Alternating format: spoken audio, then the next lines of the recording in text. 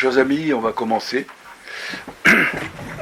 Donc nous avons, vous savez, ces rituels tous les ans, nous recevons, venus de sa Suisse, ce pays béni, le seul pays à mes yeux qui a réussi à surmonter ou à tempérer le complexe de Caïn, puisque ce sont trois peuples ennemis au départ, qui se sont fait la guerre, et qui aujourd'hui non seulement vivent en harmonie, mais ont construit la plus grande économie dans le monde.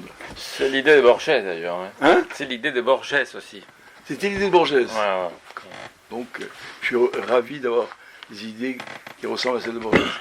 Donc chaque année, Gianpaolo Luchelli, c'est ça le prénom, vient nous présenter ses travaux. Souvent, ce sont des travaux qu'il a déjà faits, toujours avec sa manière claire et intéressante. Je crois que cette fois-ci, il annonce un travail à venir, je pense, sur un personnage que les lacaniens, enfin ce qu'on appelle les lacaniens, ça ne veut rien dire, n'aiment pas beaucoup. Lacan détestait la fille de Freud, qui s'appelait Anna. Il a traité d'ailleurs par des mots, j'ose même pas les répéter. Personnellement, j'ai rencontré son œuvre un petit peu en écrivant mon livre sur les camps de concentration, Lumière des astres éteints, où j'avais découvert tout à fait incidemment un beau travail qu'elle a fait avec son équipe sur les enfants, des petits-enfants, des bébés même, qui étaient à Auschwitz ou dans les camps de concentration. Oui. Aussi curieux que ça paraisse, il y avait des bébés ou des enfants d'1 an, 2 ans, dans les camps et qui ont été mis dans une ferme, une espèce de château en Angleterre. Et il y a une observation très intéressante faite sur ces enfants-là. Donc voilà. Donc pour moi, je n'ai pas la haine lacanienne pour Anna. Bah, mais non, moi non plus. Hein? Mais non, moi non plus. Et donc, et puis évidemment, son truc, nous verrons peut-être, ce que n'aimait pas Lacan, c'est le primat qu'elle accordait à l'analyse des résistances. Et Lacan n'aimait pas ça. Il avait cette phrase assez étonnante. En analyse, il n'y a de résistance que de l'analyste. C'est ce que l'analyste ne peut pas entendre, il appelle ça une résistance. Bon. Ce sont des vieilles histoires, et souvent les histoires de nos aïeux, parce que ce sont quand même nos aïeux un peu, pèsent sur le présent. Et je trouve que c'est bien, dans notre groupe, on a essayé un petit peu de prendre de la distance à l'égard de ces querelles qui n'ont plus d'actualité, et les choses les plus... On a fait ça avec Otto Rank. J'en ai parlé avec un lacanien. Quoi, Otto Rank? Non, il ne faut pas en parler. Tu te calmes un peu ou tu retournes sur ton divan, parce qu'il y a des choses intéressantes chez Otto. Et donc, merci à notre ami de contribuer à cette chose-là. Merci beaucoup pour ces paroles d'introduction. Donc, le titre, c'est Anna Freud et ses sœurs, inspiré, bien entendu, du film de Woody Allen. Je voulais avant tout dire que je dédie cette conférence à Emily Monaghan, qui devait être là présente ce soir, mais qui n'est pas venue parce que parfois trop d'amour tue l'amour. Premièrement, c'est une... Ok. C'est de l'autobiographie, ça? Deuxième question autobiographique, ça concerne donc Diego Vecchio qui est ici présent. C'est grâce à lui que je me suis intéressé à Anna Freud au mois de mars 2023. On était là en train de dîner, il me parle d'Anna Freud, bon, Anna Freud. Ouais. Et donc en me disant, voilà, il paraît que le cas de fantasme, je vais vous expliquer ce que c'est elle, et deuxièmement, qui ça a un rapport avec la jeune homosexuelle, le cas de Freud sur la genèse d'un cas d'homosexualité féminine. Et je cite aussi le fait que Patrice Manillier et Sylvia Lippi viennent de publier un livre chez Seuil qui s'appelle Sœurs, pas frères, mais Sœurs, ou pour une psychanalyse féministe chez Seuil, et qui fait pas mal de bruit, qui seront là bientôt. Alors, effectivement, je vais parler des cas d'Anna Freud, psychanalyste et fille de Freud. Anna Freud, donc, c'est la fille de Freud, la dernière fille de Freud d'ailleurs, et enfant.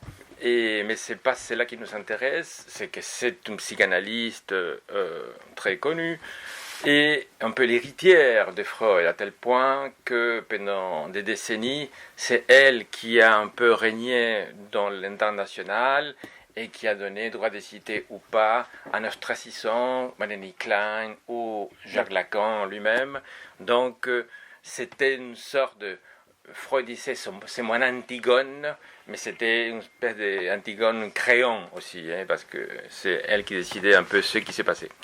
Alors, c'est pas pour ça que je vous parle d'Anna Freud, c'est parce qu'il y a un détail curieux, pour nous étonnant, c'est qu'elle était en analyse chez son père pendant des décennies. Et cela depuis l'âge de 23 ans. Donc on avait l'habitude que le psychanalyste psychanalyse plus ou moins les petits-enfants, 3-4 ans à l'époque, mais quelqu'un qui a 23 ans, c'est quand même étonnant, pour une analyse qui a duré des années. Et selon Catherine Millot, je parlais avec elle, toute sa vie probablement.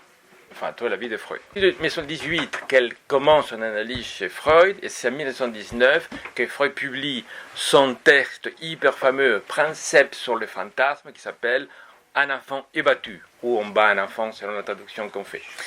Et pour le dire tout d'égo, il apparaît de manière claire et sans équivoque que c'est le cas d'Anna qui lui a servi d'exemple clinique pour développer sa théorie du fantasme. Et nous allons voir à ces propos de quoi il en retourne, à savoir, quelles sont les preuves pour dire qu'il s'agit d'elle et de personnes d'autres, et deuxièmement, et surtout, de quoi s'agit-il dans le texte freudien sur les fantasmes? Qu'est-ce que c'est que cette théorie de Freud, et surtout en quoi le cas d'Anna Freud éclaire le texte de Freud sur les fantasmes? Texte, soit dit en passant, plus ou moins lacunaire, où on a l'impression par moments que les choses sont dites à moitié, sciemment opaques ou cachées, etc., etc. Et ensuite on comprend pourquoi, justement. Pour cela, on n'a pas d'autre choix, et c'est un des points les plus importants et les plus intéressants de cette recherche, parce qu'en fait c'est un manuscrit que j'ai déjà fini et que je vais publier cette année normalement. Ah, mais j'avais raison. Voilà. Et pas d'autre choix que se référer, et c'est le point important, à un exposé très peu connu d'Anna Freud, qui a lieu en 1922, exposé qui allait lui permettre de devenir membre à l'âge de 27 ans de la Société psychanalytique de Vienne. Mais ce n'est pas tout. Il y a encore un autre détail, c'est que c'est aussi en 1919 que Freud écrit le texte sur la genèse d'un cas d'homosexualité féminine, et l'on peut aussi se demander à quel point il n'y a pas un rapport entre le cas de Freud et le cas Anna qu'il suit en analyse en même temps. Parce que pour tout dire, et c'est là que la boucle de ma recherche se referme, Anna reprend les sciences d'analyse dans deux périodes, il y a deux tranches, 1918 et 1923, 1924, on ne sait pas. 39. Ouais, exactement. Et dans cette seconde tranche d'analyse, on peut dire que le matériel qu'il apporte, et dans cette analyse de Freud, c'est cela qui va nourrir apparemment les dernières vues de Freud sur la sexualité féminine. Cela paraît invraisemblable si on suppose qu'Anna Freud est morte vierge, je pense probablement. Mais pourtant, ça éclaire quelque chose de la sexualité féminine pour Freud. Alors, première analyse avec Freud. Elle commence en 1918. Pourquoi Freud prend sa propre fille en analyse? On va dire qu'elle présente quelques symptômes. Elle est, semble-t-il, assez empêchée dans ses projets et donc dans sa vie. Elle n'arrive pas à avancer, elle se pose des questions de comment s'orienter dans la vie, et d'ailleurs c'est en 1918 qu'elle est en train de finir ses études pour devenir institutrice. Mais justement, là qu'elle devient institutrice, qu'elle a son diplôme, et que c'est bien cela ce que je veux faire, etc., etc. Disons aussi tout de suite qu'Anna, par le biais de son père, a noué une amitié très étroite et intime avec Lou Andrea Salomé, et que cette amitié est en toile de fond de l'analyse d'Anna avec son frère, de telle sorte qu'aucun... Avec son père. Oui, oui, bien sûr, de sorte qu'aucun a pu faire l'hypothèse que probablement il s'agit d'une sorte de transfert latéral. Donc, Anna est analyse avec son père, Sigmund Freud, et en parallèle, elle se confie à Lou Andrea Salomé, de telle sorte qu'on fait une espèce de triangle où les choses circulent. Voilà ce que je veux dire. Alors, nous avons heureusement en français la correspondance complète Anna Freud, Louis-André Salomé, et ça constitue effectivement la base de mon analyse et de ma recherche, mon enquête. Donc, approchons. Anna, quel est son problème?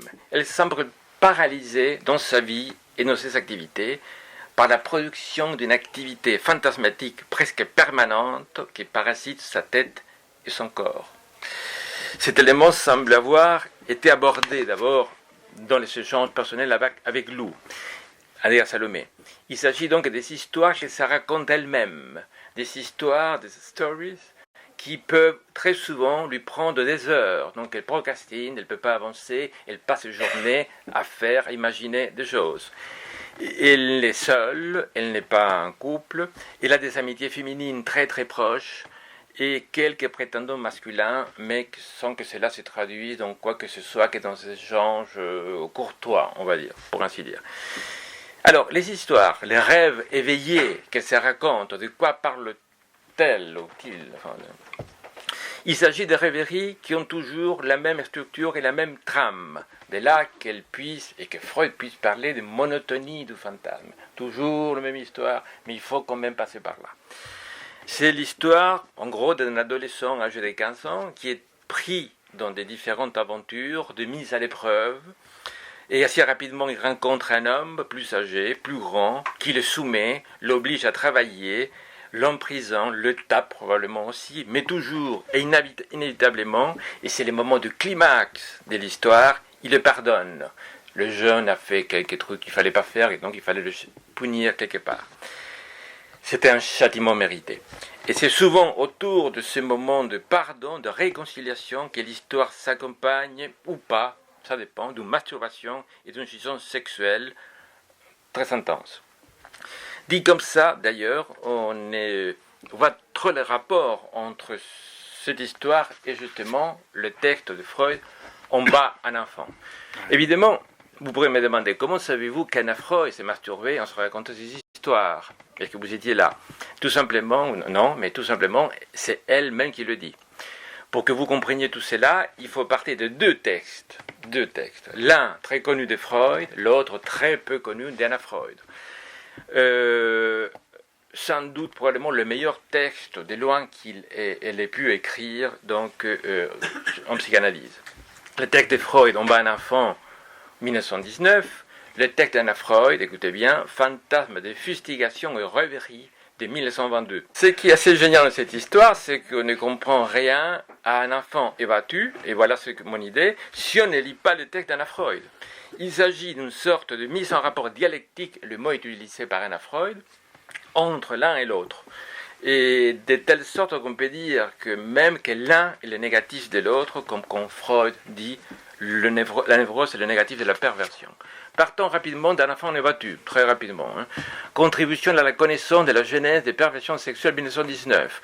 Avant de dire quoi que ce soit sur un texte et la structure qu'il dévoile, partons de ceci. Il s'agit d'une activité masturbatoire. Je ne sais pas ce que vous avez lu, si vous l'avez lu. Ah, c'est intéressant, comment, effectivement...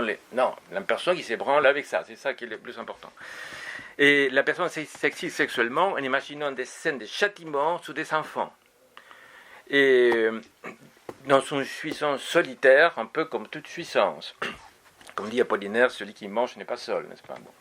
Alors, avec ceci de particulier, c'est qu'il y a un sentiment de culpabilité plus lié à ces fantasmes du fait de son obscénité, des aspects inconvénients.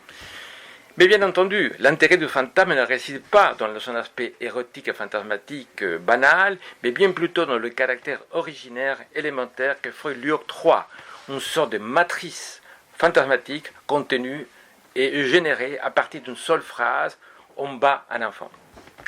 Ainsi, cette phrase, on bat un enfant abattu, est la productrice d'une histoire fantasmatique qui s'émancipe et oublie et refoule justement la phrase originale. C'est plus ou moins mentionné par Freud. Les fantômes en question se dégagent d'une observation des 6 cas cliniques, 4 femmes et 2 hommes. Soi-disant, moi j'étais pas là non plus. Ce sont des fantômes originés, produits pendant l'âge préscolaire, avant l'âge de 6 ans, entre 2 et 6 ans. Et pourquoi l'école est si importante? Parce qu'on est au début du XXe siècle, et bien entendu, on punissait physiquement les enfants, c'est pas en 2024, quoi. Et à l'école, de sorte que quand la personne, avec le dit fantasme, voit des scènes de châtiment réels, il y a deux choses qui s'en dégagent, qu'on observe. D'une part, elle connaît la scène en quelque sorte, et deuxièmement, très intéressant, elle éprouve un dégoût et un rejet, pas une excitation. Comme tout fantasme, quand il s'accomplit dans le réel, on est plutôt déçu en général. Alors, voilà donc la phrase du fantasme. J'en sais rien, un enfant est battu. C'est tout. L'enfant battu n'est jamais le sujet lui-même. C'est toujours quelqu'un d'autre, un autre enfant, et c'est toujours un garçon. Et en gros, toute la structure du texte, c'est Freud qui en rajoute. C'est-à-dire que, en gros, je dis, avant, devance un peu la chose, il y a la patiente, ce sont des femmes, c'est-à-dire Anna Freud, vous allez voir, qui vient dire qu'elle est perturbée parce qu'elle est tout le temps de cette masturbation, des histoires, patati patata, et in fine, ils arrivent à cette structure moléculaire, un enfant est battu, et donc, quoi d'autre? Qu'est-ce qui se passe d'autre? Et donc, la phrase c'est « j'en sais rien, un enfant est battu », c'est tout. Dès là, Freud commence à inventer des structures qui n'existent pas du tout, quoi. C'est lui qui en rajoute. Le père de la psychanalyse, le père de la patiente, pour ainsi dire. Et c'est la chose suivante. Et la première phrase, c'est « un enfant est battu par... » le père, bat un enfant que je hais. Ce n'est pas dit comme ça, probablement par la patiente. C'est Freud qui reconstruit cette première phrase. Interprétation. Phrase, exactement. Ouais. Et dernière phrase, dernière étape, plusieurs enfants sont battus par des adultes, et c'est là justement que Freud, le père de la psychanalyse, en rajoute la deuxième phrase, je suis battu par le père. Point barre. Voilà en gros la question. Maintenant, Anna Freud. Et je ne sais pas si vous avez compris qu'il y a toute une construction de Freud qui est une construction de Freud. Ce n'est pas forcément l'analysant qui dit c'est là. Maintenant, Anna Freud. C'est un exposé du 31 mai 1922, donné par Anna Freud à la Société psychanalytique de Vienne. Comme tout exposé public, il commence par un madame et monsieur. Sauf qu'Anna Freud inverse le truc, il dit monsieur et madame, puisqu'il y a la majorité d'hommes. Il y en a, je ne sais pas, 25 gars et 3 femmes, quoi. Et donc, Anna Freud. Alors, elle a 27 ans et son père est présent pendant la conférence. Elle est en analyse avec lui depuis 4 ans, en raison des 5 à 6 séances par semaine à 21 heures. Non, c'est la bonne époque, quoi. Enfin, ça n'en rigolait pas. Ça rigolait pas. Et donc, le titre Fantasme de fustigation en rêverie, et il se veut, dit-elle, une petite illustration clinique de l'étude de Freud, un enfant est battu. Et justement, c'est le cas qu'elle présente d'une adolescente de 15 ans, et elle dit tout de suite que son exposé doit beaucoup à Lou Andreas Salomé, donc écrit grâce à une série de conversations avec Lou. C'est intéressant parce que je ne dis pas une série de conversations avec Sigmund Freud, qui a écrit le texte Un enfant est battu, mais non, Lou Andreas Salomé. Et le cas présenté par Anna est centré sur l'importance de rêverie diurne. Vous voyez, je ne sais pas si vous... On va discuter de ça par la suite. Et pour Anna, d'emblée, ce qui est essentiel, c'est les rêveries. C'est pas certain que pour la psychanalyse, allez, permettez-moi de dire ça, lacanienne, mais moi je dirais quelque part freudienne, c'est soit l'important, les rêveries, quoi. C'est avec quoi on fantasme des trucs, quelque part, si j'ose dire, on n'a rien à cirer. Ce qui est important, c'est le rêve. Pas la rêverie, justement. On va discuter par la suite. Alors, donc c'est une fille qui à 5 ou 6 ans, construit un fantasme, qui est celui-ci, un garçon quelconque est battu par un adulte quelconque. Je traduis. Un garçon quelconque, pas le sujet lui-même, battu par un adulte quelconque, pas le père. En gros, hein. Donc, dès l'adolescence, cette patiente d'Anna, soulignant qu'à l'époque, Anna Freud ne suivait aucun patient, donc c'est pas possible, commence à construire une autre activité fantasmatique qui se superpose à celle-là, qu'elle nomme de belles histoires, et qui se différencie du fantôme originaire, un enfant n'est battu, qui n'est pas beau. C'est pour ça que, père d'opposition, beau, pas beau. L'histoire, je l'ai déjà mentionné, un adolescent de 15 ans, un garçon, subit des aventures, est châtié par un homme, méchant, mais pas tant que ça, parce que justement, il sait le pardonner et l'aider dans la vie. Elle précise, toutes les personnes qui apparaissent comme acteurs de belles histoires ont un nom, des visages avec des traits précis et une histoire personnelle, ce qui contraste justement avec l'anonymat d'un enfant battu, où on ne sait pas qui est qui. Donc, un enfant quelconque est battu par un adulte quelconque. Tout est copié dans ces rêveries de la vie réelle, dit Anna. L'histoire est structurée par toute une série de transformations, de telle sorte que les textes d'Anna analyse aussi bien la perte de position entre les termes beau, laid, jeune, vieux, méchant, bon, ainsi que leur transformation, à tel point que j'ose dire que quelque part son analyse est structurelle, n'a rien à envier à parfois Lévi-Strauss, je dis ça devant Maniglier, je ne serai pas d'accord, ou de Mézil, mais en tout cas, j'exagère à peine, c'est quelque chose de très bien construit, c'est pour ça que j'ai le meilleur texte d'Anna Freud qu'il ait pu écrire de sa vie avant 7 ans, ça arrive parfois, quand on fait un coup de génie et ensuite plus rien. Alors, la clé de l'exposé, donc, est la démonstration de la thèse selon laquelle la belle histoire, inspirée directement de la vie réelle, tire sa substance de la matrice originaire en bas un enfant. Texte publié d'ailleurs d'Anna Freud dans la revue Imago 1922, et vous pouvez le consulter en allemand. Et toute la question serait de savoir jusqu'à quel point la belle histoire ne serait que le produit sublimé de l'histoire laide en bas un enfant. La belle histoire procurerait un plaisir équivalent à celui de la masturbation, même si parfois la belle histoire est interrompue par le fantasme en bas un enfant et que la jeune patiente d'Anna Freud finit par se masturber. Alors, pourquoi ce serait Anna Freud, voilà, et pas la patiente de 15 ans qu'elle n'avait pas parce qu'elle n'avait pas de patiente? Et tout simplement parce que c'est dit dans la correspondance Anna Freud plus Andrea Salomé, 600 pages que j'ai lues des A à Z, de la première à la dernière page. Exemple, donc écrit Anna Freud. Traduit en français? Oui. Ah bon? Oui. Puisque j'en suis au rêve éveillé, Anna est au rêve éveillé, il me faut te raconter une histoire étonnante.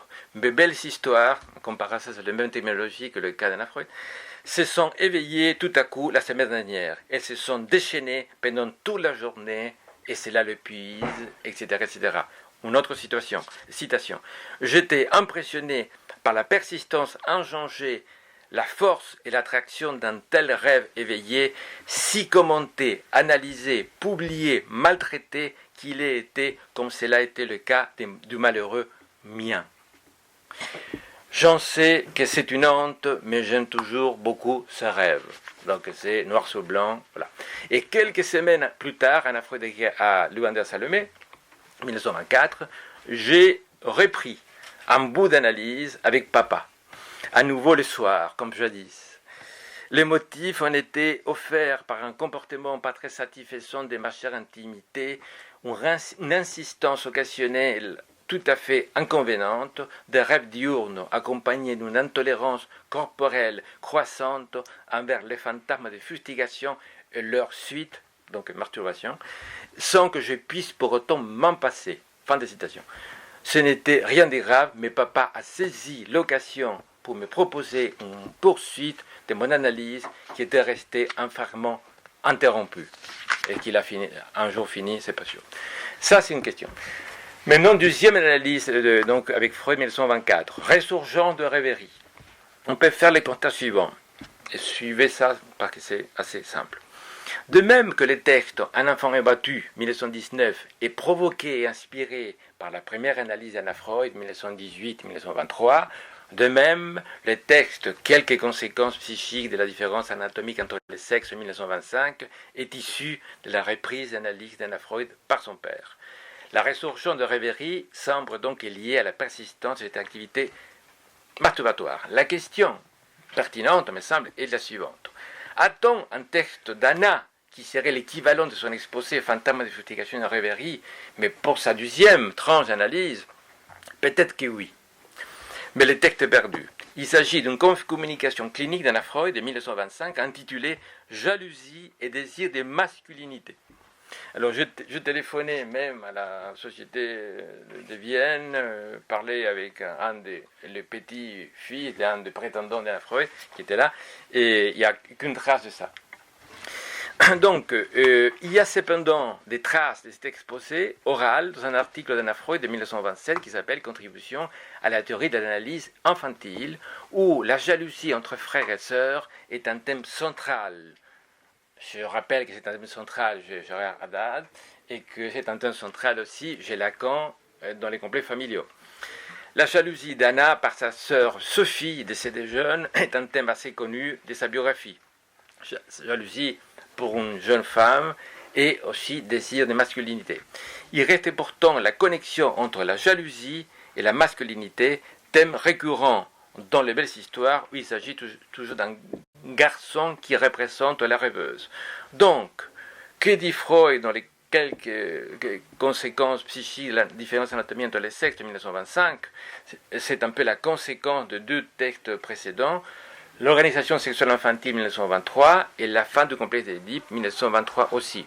Sachant aussi que Michael Jacobsen et lui aussi insiste sur le fait que quelques conséquences psychiques de la différence anatomique entre les sexes est issue de la deuxième transanalyse avec Freud.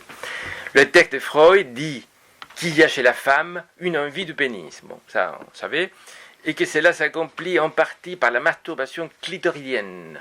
Clitoris, pénis atrophié, plaisir auquel elle doit démissionner pour accéder à la phase phallique et normalisée, évidemment. La zone érogène se déplace au vagin, conçu pour être pénétré et avoir beaucoup d'enfants. Évidemment, Freud, même, et que la chose suivante, même lorsque l'envie du pénis a renoncé à son objet particulier, le vagin, et le pénis, elle ne cesse pas d'exister, mais persiste avec un léger déplacement dans les traits des caractères de la jalousie. Et voilà le thème qui manque. Donc, clitoris, jalousie, et 1925, la jalousie des signes de masculinité. Et l'ensemble de la constellation symptomatique d'Anna est formulé ainsi de manière claire et peu équivoque. Mais ce n'est pas tout, car, donc quelques conséquences anatomiques et psychiques, Freud écrit la chose suivante. Certes, donc le deuxième texte qui correspond à la deuxième phase, la deuxième analyse. Certes, la jalousie n'est pas l'apanage d'un seul sexe, elle se fonde sur une base plus large, mais je pense qu'elle joue un rôle bien plus grand dans la vie psychique de la femme, parce qu'elle tire un énorme renforcement du détournement de l'envie du pénis. Avant de connaître encore cette dérivation de la jalousie, j'avais, Freud, construit pour les fantasmes onanistes si fréquents chez la petite fille, un enfant est battu, une première phase dans laquelle il a cette signification qu'un autre enfant dont on est jaloux parce que c'est un rival doit être battu. Donc vous voyez la connexion entre l'envie du pénis, les plaisirs clitoridiens auxquels il faut renoncer et l'enfant est battu qui tire son origine de Anna Freud. Ces fantasmes semblent être un résidu de la période phallique de la petite fille. La rigidité particulière qui m'a frappé dans la formule monotone « un enfant est battu » permet encore probablement une interprétation spéciale, Freud éclairé par la deuxième transanalyse. L'enfant qui est alors battu, caressé, peut n'être au fond rien d'autre que le clitoris, si bien que cette déclaration, dans ce qu'elle a de plus profond, contient l'aveu de la masturbation. Alors, Freud corrige encore sa théorie, et oui, grosse découverte, les femmes se masturbent. Il n'en semble pas moins que la masturbation est les plus éloignée de la nature féminine, et on pourrait, pour résoudre le problème, considérer que la masturbation du clitoris est une activité masculine et que l'élimination de la sexualité clitoridienne est une condition du développement de la féminité. Ce qui me semble problématique dans ce dernier propos est d'une part le refoulement du clitoris, mes connaissances, d'autre part de la question, et comment cela s'est construit à partir du cas d'Anna Freud. J'ai lu avec beaucoup d'intérêt ce texte de Catherine Malabou, qui s'appelle Le plaisir effacé, à propos du clitoris, très brillant, Moi, je pense qu'il est très bien. Mais il me semble que c'est presque un devoir de refuter un seul point de ces textes-là, c'est l'idée qu'il y aurait un organe sexuel, c'est-à-dire les clitoris. J'entends que si on est freudien, ou je dirais même lacanien, on doit admettre plutôt la formule « il n'y a pas d'organe sexuel ». Et s'il n'y a pas d'organe sexuel, n'importe quelle partie du corps, c'est un organe sexuel. Les lèvres, l'anus, etc. Et donc, pourquoi pas le pénis? Donc, pourquoi ça serait les clitoris en particulier? Donc, je crois qu'il y a une petite substance, essentialisme de cette histoire des clitoris, mais en même temps, effectivement, je pense qu'il faut de la recherche sur les clitoris, c'est très important. Seulement, c'est un tout petit peu étrange que l'auteur de plasticité, etc., et de l'épigénèse trouve quand même qu'il y a l'épigénèse, mais il y a aussi un organe qui s'est soustrait à la plasticité, et c'est les clitoris. Et je ne sais pas, il y a beaucoup de choses à dire à propos du clito, on va dire. Il y a de plus en plus de recherches, l'anatomie progresse, enfin les études anatomiques progressent, enfin l'anatomie est toujours la même, mais bon, les études progressent, les connaissances, tout commencer par un petit point, un petit bouton, ensuite il y a le corps épongieux comme ça, et maintenant un truc au plus développé, c'est vraiment beaucoup plus grand, vraiment c'est... Pour résumer, peut-on dire que Anna Antigone a appris au moins deux choses à Freud? Un, il excite des fantasmes infantiles, résumés par une seule phrase, et qui structure toute notre libido, à l'instar d'un enfant abattu. Et deuxièmement, il excite dans la sexualité féminine des équivalences symboliques, non seulement pénis-enfant, mais pénis et clitoris, mais qui ne sont pas complètement résorbés par cette équivalence. Je veux dire qu'après des années d'analyse avec son père, elle continue attachée à son clito. Le cas Anna, de cette manière, c'est aussi... Alors après on dit, Lacan dit, l'homme est embarrassé par son phallus. Bon, ça va pas beaucoup mieux, le cas d'Anna Freud. Le cas Anna, c'est aussi le cas Freud. Et si Lacan a pu parler des contre-transferts de Freud à l'égard de Dora, que peut-on dire du cas Anna, où Freud prend en analyse sa propre fille pendant environ 7 ans, et selon Catherine Millot, pendant toute sa vie. Un autre point intéressant. Peut-on affirmer, comme le fait Elisabeth Roudinesco, que Freud a empêché le développement de la sexualité d'Anna, prédestiné à l'homosexualité? Rien n'est moins sûr. D'abord, parce qu'Anna a fait sa vie avec une femme, Dorothy Burlingham, avec qui il a construit sa vie, acheté une maison en campagne, et même, paraît-il, partagé le même lit, enfin, apparemment. Il faut bien. Voilà. Et deuxièmement, parce que Freud acceptait en bloc ces liaisons, ils partaient en vacances, tous, c'est-à-dire tous les Freud, Anna, la Dorothy, avec les 4 enfants, parce que l'autre, Bob, est resté aux États-Unis et s'est séparé donc de Bob. Donc tout le monde, il n'y a pas un grand refus de la part de Freud, au contraire, c'est plutôt une acceptation. Il n'en reste pas moins que quelque part l'analyse d'Anna a été une analyse sans fin, sans fin.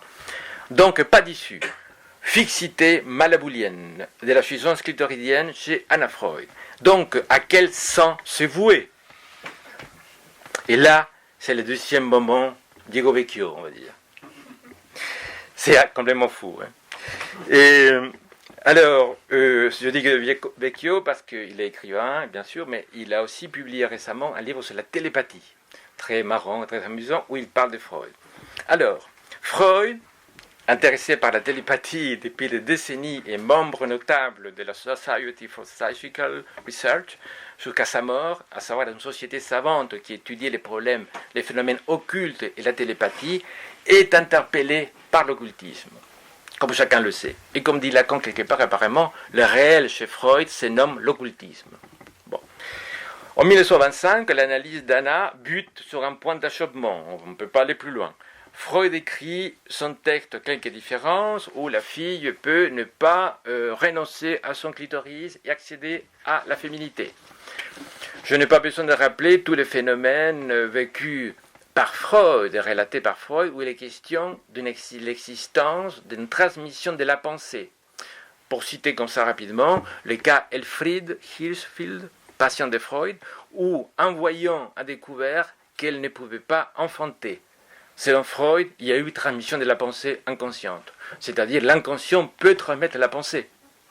Deuxième cas, le cas Forsyth, où toute une série de faits survenus en une seule journée, comme l'Ulysse de Joyce, un peu, et prouverait qu'il y a une transmission inconsciente de la pensée, et donc la télépathie. Ne parlons pas l'épisode avec Jung, très mis en scène par le film de Cronenberg. Et voici donc qu'en 1925, Freud se livre à une séance, c'est quand même fou, de télépathie avec sa fille. Il était très malade à cette époque. Un analyse, oui d'accord, mais pas assez malade vraiment, pour que ça l'empêche. Donc il fait une séance de télépathie avec Anna Freud et Ferenczi. Quelques années auparavant, Freud et Ferenczi avaient consulté à Berlin une voyante, Frau Seidler. Donc il revenait aux États-Unis, où il amenait la peste. Et donc, trop guéri par la peste, il voulait quand même faire un petit tour chez les voyants. Et voilà. Donc, le journal de la Société de la Psychicale, machin, est publié en décembre 1924 une expérience du professeur Murray avec sa fille, une expérience de télépathie. Les Murray, ce n'est pas un idiot, c'était un collègue de Dodds, où il y a les Grecs irrationnels, pardon. C'était des gens sérieux, mais quand même, c'est livré à ce type de choses. Alors, Freud lit le journal en décembre 1924. Et 15 février 1925, Freud fait déjà sa séance de spiritisme. Il n'y avait pas d'internet, il n'y avait rien, ça prenait du temps, et pourtant, très rapidement, on peut dire que Freud lit le journal. Février 1925, il propose à Ferenczi, avec qui c'est un autre allumé intéressant, mais un peu fou, de réaliser une expérience de télépathie avec Anna. Et donc, voici que le 15 février 1925, un dimanche, la séance a lieu à Vienne. Freud assume le rôle de médium. Que sait-on de cette expérience? Pas grand-chose, sauf que Ferenczi a pu dire dans une lettre circulaire, et voilà ce qu'il dit: il devrait vous intéresser. Cette lettre circulaire, c'est comme un mail, quoi, qu'on s'envoyait à tous les membres. Enfin, il devrait vous intéresser de savoir que nous avons fait à Vienne, avec les professeurs et mademoiselle Anna, une série d'expériences de transmission de la pensée passablement réussies. Fin de citation. Alors que Freud, 15 mars 1925, déclare: Ferenczi était chez nous un dimanche et nous avons discuté de bien de choses et fait à 3 des expériences de transmission de la pensée qui ont remarquablement réussi. L'autre, passablement, c'est un Freud remarquablement réussi. En particulier l'expérience où j'ai moi-même joué le rôle de médium en complétant ensuite mes idées sur un mode analytique. Nous arrivons à serrer l'affaire de plus près, etc. etc. Et donc, alors que les 18 février, 3 jours après l'expérience d'Émile avec Ferenczi, Anna écrit à Lou des choses sérieuses, quoi. Il y a dans cette lettre beaucoup de sujets dont on pourrait parler de vive voix, mais qu'il est impossible de traiter par lettres. Peut-être la faute n'en revient telle qu'à la poursuite des bonnes analyses. À cause d'elle, et peut-être sont-elles favorisées par elle, voici que remontent parfois à la surface des choses absurdes auxquelles je suis bien plus habitué à faire attention dans les périodes extra-analytiques. J'éprouve alors toujours le désir d'en parler avec toi. Autrement dit, la pauvre meuf, quoi, est encore complètement parasitée par toutes ces histoires-là. Les autres font des séances de spiritisme et elle continue son PD-analyse par correspondance. Voilà. Alors, avec Lou André Salomé, à qui elle dit qu'il y a toujours, par rapport à Freud, une tentation d'insincérité en analyse. Donc, il y a beaucoup de choses qu'elle ne dit pas, évidemment. Mon interprétation, la séance de spiritisme n'est rien d'autre qu'un acting out de Freud face à l'irréductible et interminable de l'analyse de sa propre fille. La séance télépathique, remarquablement réussie, et on peut ajouter analyse non moins remarquablement ratée, nous sommes au moins de février 1925, février 1925, mettez-vous dans la peau, essayez de voir tout ça 1925. Au mois de juillet 1925, donc 4 mois après, Anna Freud rencontre pour la première fois Dorothy Burlingame, avec qui elle allait faire sa vie jusqu'à la mort de la Burlingame. Et à 84 ans, hein. Donc ça devrait plus que l'analyse avec Freud. Alors, Eva Rosenfeld, Loé Kahn, Dorothy Burlingame, la vie d'Anna Freud a été peuplée par des rencontres, des relations féminines, des relations très intimes, souvent comparées à des sœurs, à l'instar de ce qu'Anna a écrit à Eva Rosenfeld. Tu es moi et moi je suis toi. Ou bien nous ne faisons plus qu'une, etc., etc., etc. Il y a eu des prétendants hommes, évidemment, Eitingon, Ashorm, et Lamp, Jones, Bernfeld, mais ils n'étaient pas à l'auteur de la tâche, paraît-il. Toujours est-il que le cas Anna ça révèle plus qu'aucun autre le cas Freud, je pense. Avec de surcroît le fait qu'Anna avait entraîné et produit certains gains de savoir chez les pères. Si Freud appelait Anna mon Antigone, il ne faut pas oublier qu'Antigone était celle qui guidait un vieux père malade et aveugle. Anna Antigone aurait sans doute fait voir à Freud des choses que celui-ci ne pouvait que supposer. Voilà.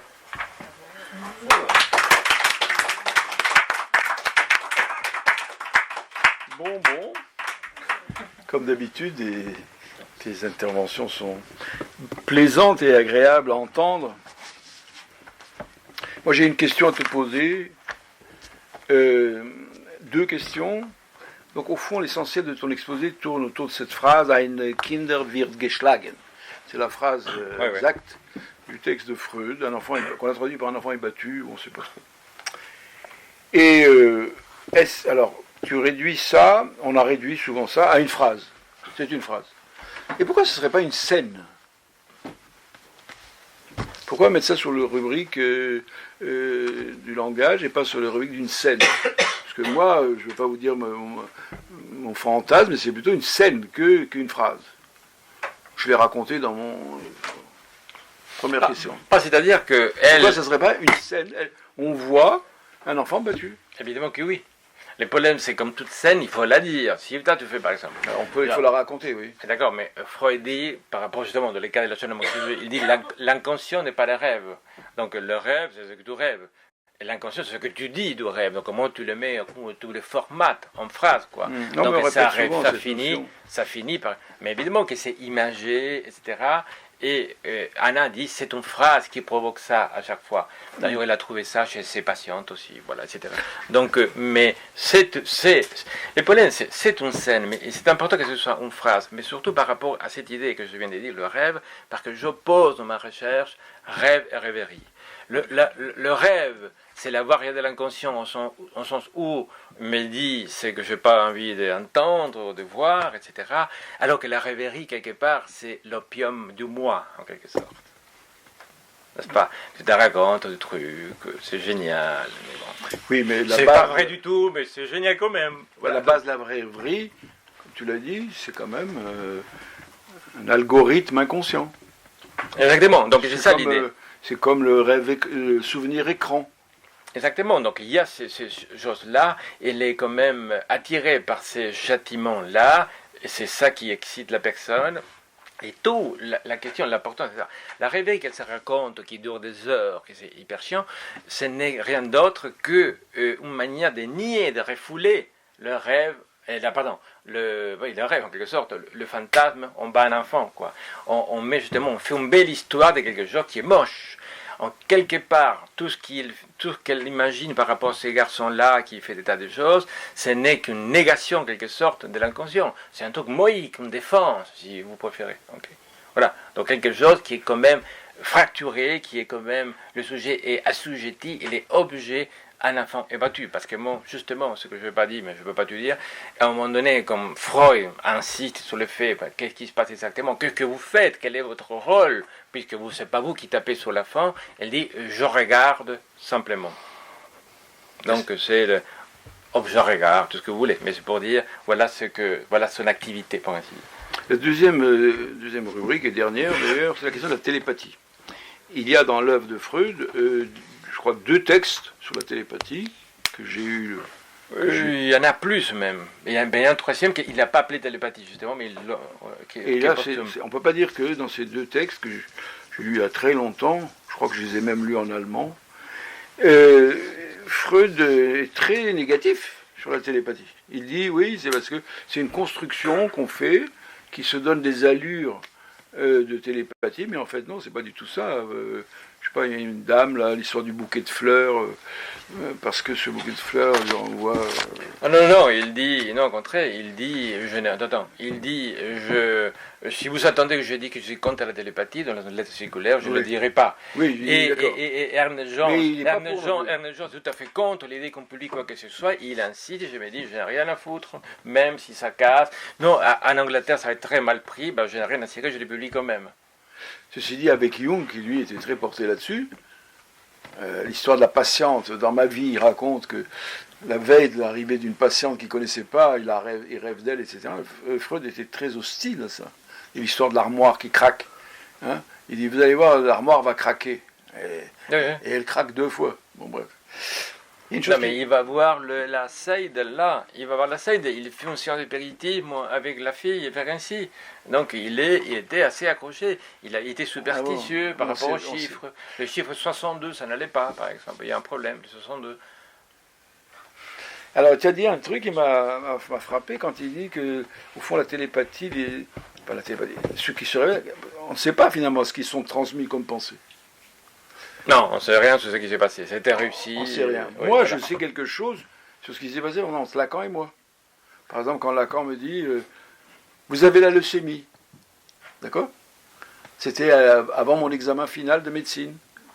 Et 15 jours après, je vais j'ai la télépathie. Et j'ai la leucémie. Non, c'est la télépathie. J'ai la leucémie. Et je vais voir Lacan, je lui dis je l'ai eu la leucémie. Et qu'est-ce que vous en pensez ? Et il m'a dit, c'est une affaire de logique. J'ai jamais compris où était la logique, parce que, alors, je ne sais pas si vous voyez comment c'est passé, c'était 15 jours avant. Et c'est la leucémie comme thème d'examen, pas que... Comme thème d'examen, non. J'ai rien compris. C'était l'examen final, ce qu'on appelle en médecine, il y a des médecins là, la clinique. À partir de la clinique, on peut commencer à pratiquer, faire des remplacements. Donc, le sujet... la leucémie était donnée individuellement, ce n'était pas un sujet collectif. Chacun avait un truc. On passait 4 par 4. Et le sujet n'a été fixé que la veille. Et Lacan me dit, vous avez la leucémie, parce que je l'avais dit, j'ai passé une sale nuit. Il m'a dit, vous avez la leucémie, c'était 15 jours avant. C'est toujours été très mystérieux. Je m'en suis jamais... Alors là, tu m'as éclairé un peu, où il dit, au fond, au fond, c'est une sorte de télépathie entre Lacan et le jury de... je ne sais pas, je devais passer l'examen d'histoire et mon père m'a dit, t'as étudié Charlemagne? J'ai dit, non. Et on m'a pris Charlemagne. Oui, mais ça t'es un ignorant, quoi, tu tout dis Charlemagne. Et bien voilà, c'était... c'est une question pas très mystérieuse. Non, mais il y a des phénomènes comme ça, paranormaux qui se passent et qui sont plus nombreux qu'on...